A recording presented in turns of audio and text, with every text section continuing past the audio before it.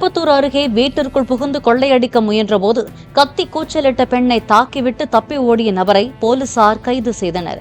ஆரிப் நகரில் ரேஷ்மா என்ற பெண் வீட்டில் தனியாக இருந்தபோது முகிலன் என்ற நபர் உள்ளே நுழைந்து சைக்கிளை திருட முயற்சித்துள்ளார். இதனை பார்த்து கத்தி கூச்சலிட்ட ரேஷ்மாவை அருகிலிருந்த இரும்பு ராடால் தாக்கிவிட்டு ரேஷ்மாவின் செல்போனையும் தூக்கி கொண்டு தப்பி ஓடினார். இதையடுத்து அலறல் சத்தம் கேட்டு வந்த அக்கம்பக்கத்தினர் ரத்த வெள்ளத்தில் கிடந்த ரேஷ்மாவை மீட்டு மருத்துவமனைக்கு அனுப்பி வைத்தனர்.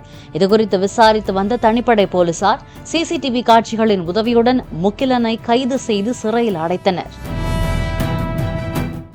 பிளே ஸ்டோர் மற்றும் ஆப் ஸ்டோரில் இருந்து பாலிமர் செயலியை QR கோடு மூலம் பதிவிறக்கம் செய்யுங்கள்.